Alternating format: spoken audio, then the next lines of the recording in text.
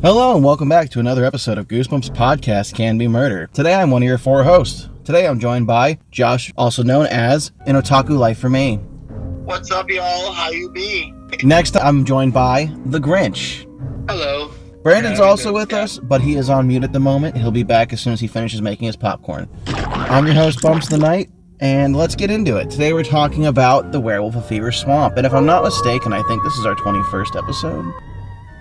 I think so, yeah.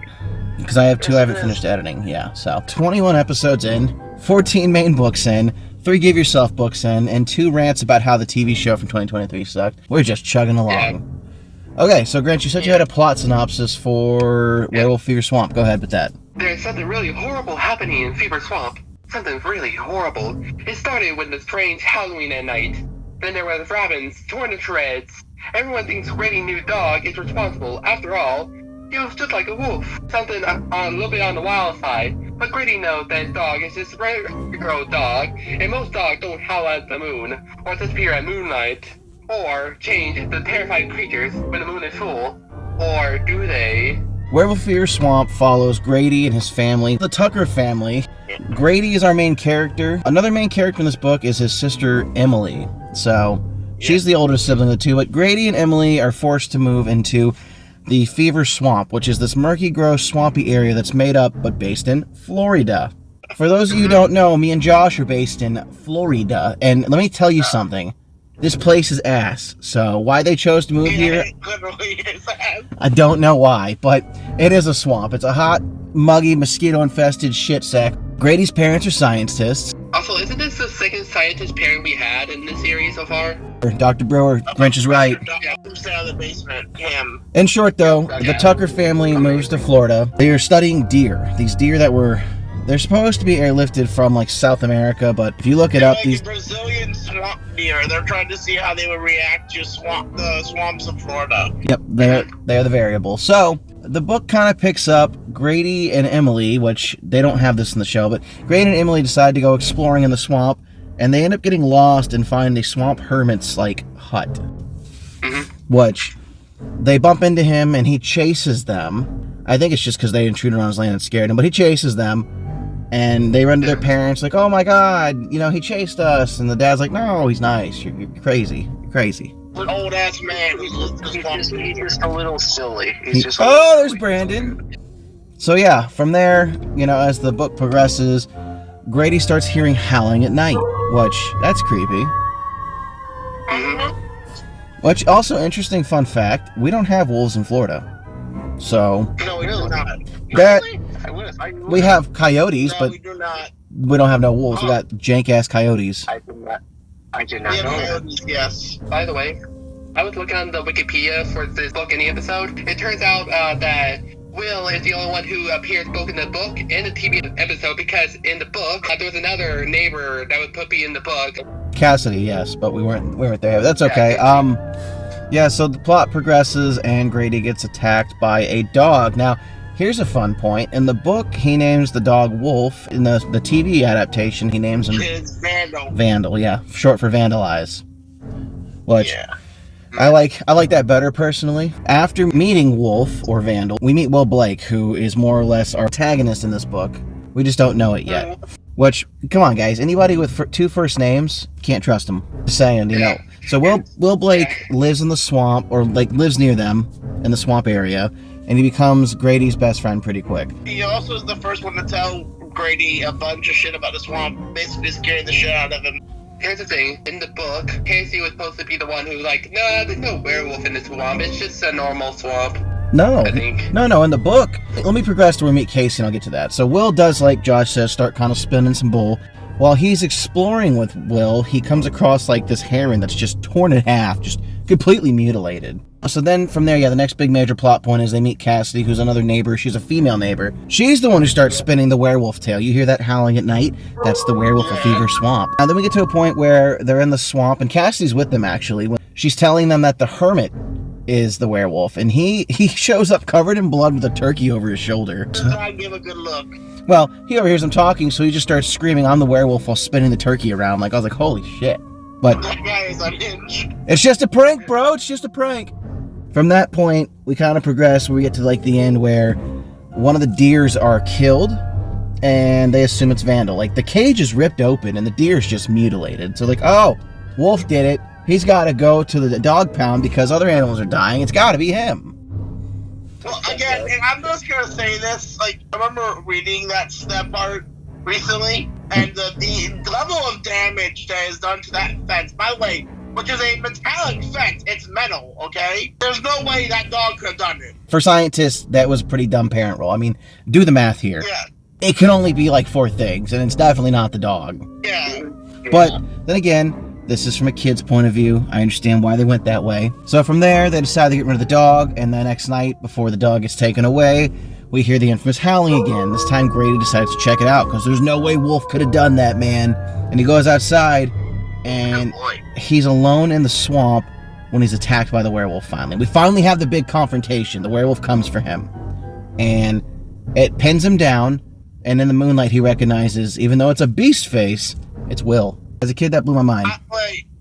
I like the episode. Isn't there any clips in the original episode? I was rewatching the movie when we got to the part with the werewolf. At first, I thought it was Blake, or our main character, Grady. But people keep calling that werewolf Blake, like the neighbor kid, every time he gets to the source and all that. Yeah, we'll get to that in a second. So to answer your question, Josh, no, there wasn't an eclipse, but in the movie, the clouds roll over the moon, causing Will to shift back, like, momentarily. And that's how Grady gets the... There was supposed to be a lunar eclipse that night. In the episode, it's a lunar eclipse. Maybe. But that's just me. I don't remember. So we get to the part where, after being pinned down by Will a second time, Grady gets bit. He gets bit on the shoulder. So he's bit, and then Wolf/Vandal shows up and pulls Will off of him, essentially saving Grady from the werewolf. After that, the werewolf just... And this is what really bugs me at the book. The werewolf just kind of goes away. He's just gone. Like... Just kind of vanishes. Like, he leaves. Like, oh, man, this dog just slapped my shit. I'm out. In the book, he doesn't die. He just gone. In the episode, he does die. I feel like what happens is, like, it's possible... I'm sorry for cutting in real quick, but I think it's possible that, like, maybe his transformation's a curse. So when he bit Grady, he was going to transform back because he passed the curse onto someone else already. Could be. If that was the case, why did he wait for Grady? Why not do it way sooner to someone else in the town? Maybe he just couldn't find someone, or everyone got out before he could. Mayhaps. Or soft writing, but it comes down to this. The hermit brings Grady, after he passes out, back to the parents. They never find out the hermit's name, which doesn't super bug me, but it's just like, really? Yeah. From there, a month goes by, and then Grady goes outside during a full moon, and he starts running like on all fours, and he runs with Wolf through the swamp. Transformed into a werewolf as well. Not dark ending, because technically he's got a friend now, and he's happy. I'm just spitballing here. I think Wolf would, if he got too close to like humans, Wolf would try to like be a buffer. Can I just say one thing? Yes, please. We all know that Will definitely has that dog in him. Ha!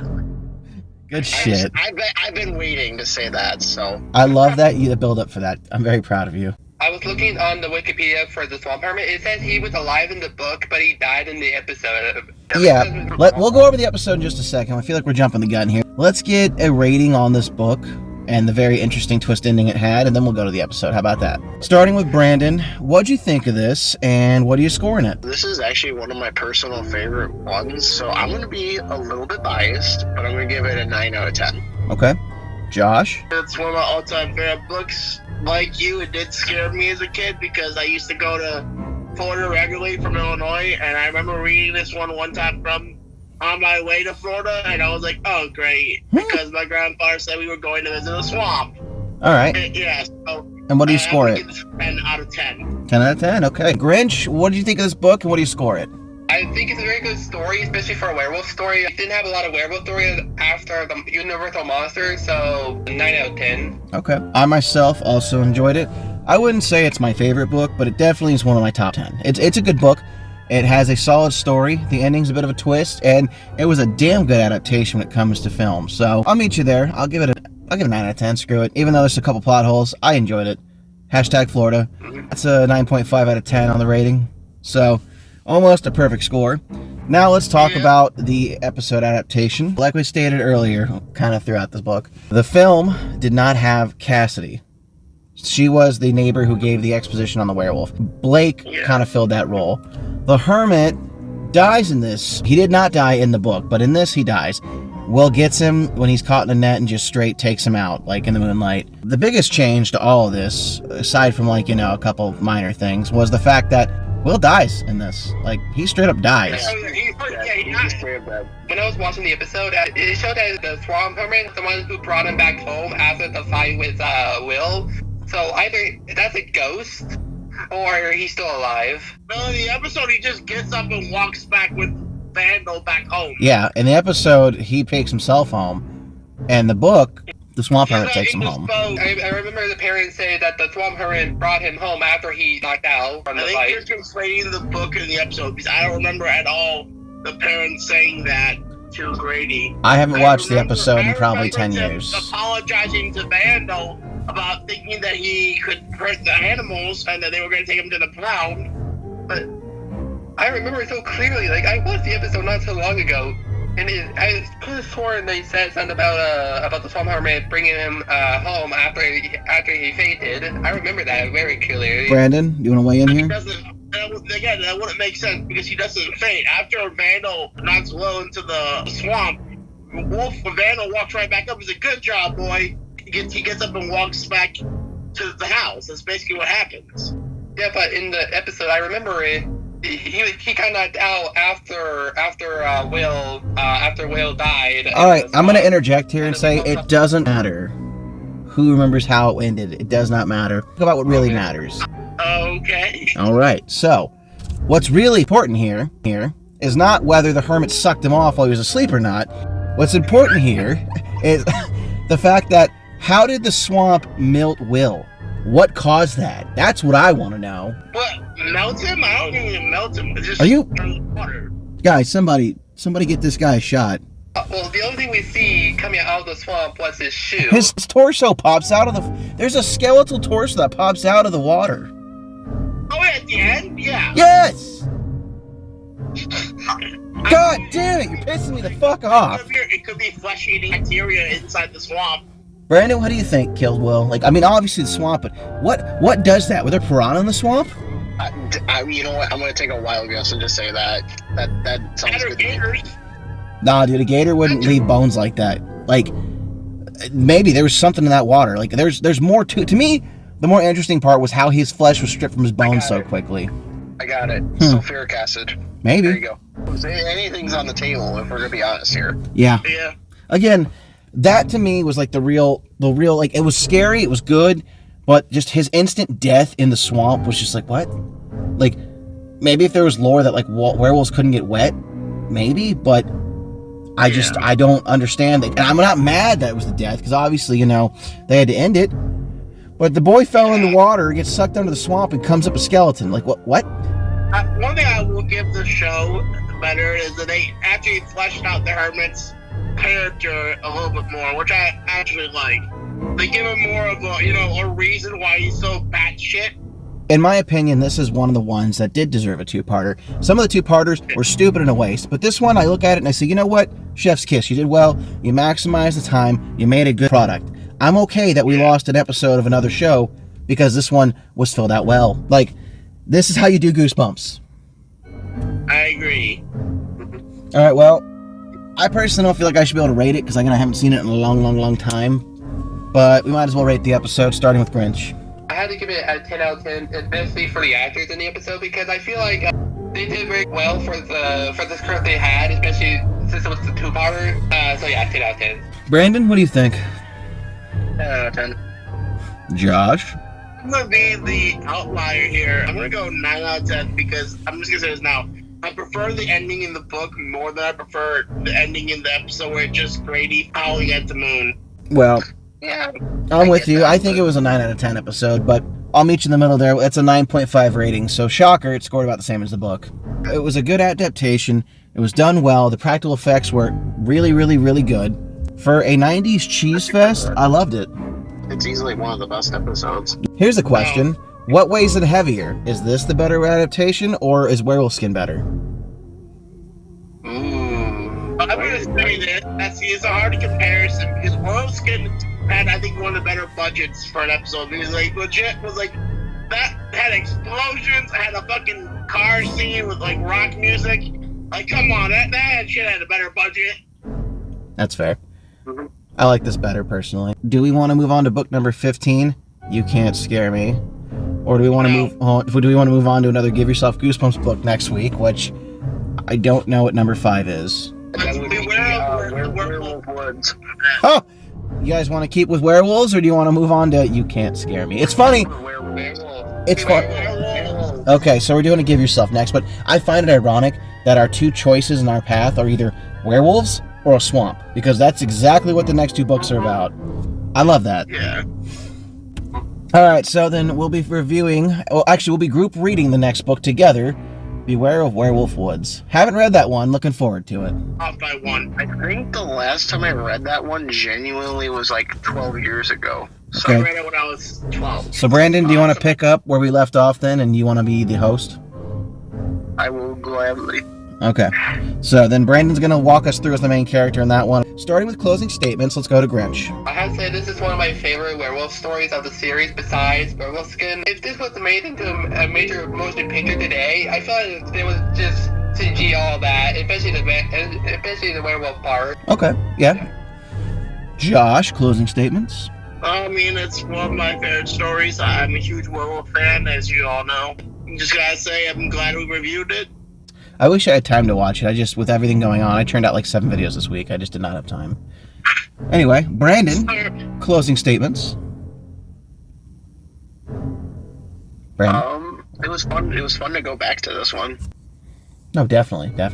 It was a good book. I was happy with it. I'm glad we got to finally reach this point. That was a 2-week project. Question, Dalton, how are we doing on Goosebumps Beyond, if I can still ask? And I'm not trying to, like, rush or anything. Haven't made any progress whatsoever. Audio files are dubbed and that's it. It's a big project. I haven't had time to sit down and cut into it yet. I got you, bro. Just was checking. Yeah. Nothing new, unfortunately. So, what you all guys doing next? I'm going to play Helldivers. Pretty chill. So let me close the podcast out real quick. Okay. Alright, so thank you everybody for stopping in. I hope you enjoyed it. If you haven't done so already, click that subscribe button so that way to stay up to date when we drop new episodes. Make sure you tune in next time and we'll stab you in the next one.